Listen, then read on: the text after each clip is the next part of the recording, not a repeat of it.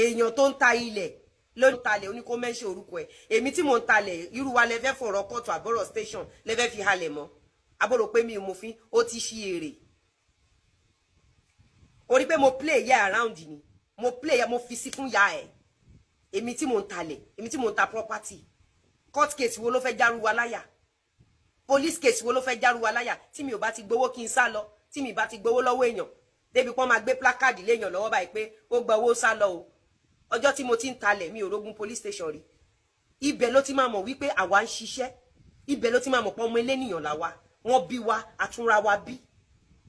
ọjọ́ tí mo ti ń ṣe business láyé mi business mi kankan kò gbé ẹsẹ̀ mi wọ police station rí ìwọ tó ẹ pé tó bá ti rọ ọmọ tó wà successful ara ẹ máa gbọ́n ni bí kò bá tí wọ́n jẹ́ ni kò bá tí wọ́n jẹ́ ni wo lórí burúkú ọmọ ọ̀ràn kíran for the fact that you are a dropout orí ẹ dàrú everything about you is fake o tún wá fi eyín turkey pé kò ní dáa fún ìyá ẹ tó ṣánku wá yọ eyín oníke yẹn yíjẹ lẹ́yìn lidan yín orí ẹ ti burú eyín tèmi rèé dáyà ló wà ń bẹ up and down ojú tèmi lélẹ́yìí èmi lélẹ́yìí fún ẹ àbẹ́lẹ̀ ìṣirè pé arúgbó ẹni bí tó ń gbé mọ́tò bàbá oníbàbá kiri the same ayé ò lè béèrè wípé àṣírí wo ló wà láàrin yín tẹ́ ẹ gba mọ́tò nídìí bàbá arúgbó alárúgbó àmọ́ tó bá jẹ́ pé Lizzy Anjorin ló lọ gba mọ́tò nídìí bàbá arúgbó ayé àmà ti pín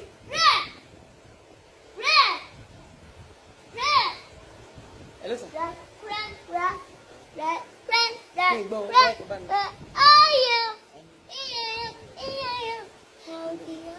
Tó bá jẹ́ pé Lizzy Anjorin ló lọ gba mọ́tò nídìí bàbá arúgbó alárúgbó ayé àmà ti pín London gist lọ wọ́n mà ti tú ìdí bàbá arúgbó yẹn wọ́n mà ti lọ pe àwọn ìyàwó ẹ̀ wọ́n mà ti ra fóònù fún wọn the same ayé tí ò kí ń kojú bá yé ẹnìkan àwọn yẹn láyé ń gángọ̀ lé lórí mo ní tó bá jẹ́ pé Lizzy ló lọ fògbò gba mọ́tò onímọ́tò tó bá jẹ́ kó ní tíátà kan ni àbólórin kan ni àbírú àwọn pàpáyà àbí kí náà pè wọ́n àwọn ilẹ̀ society àwọn ọmọ ní TikTok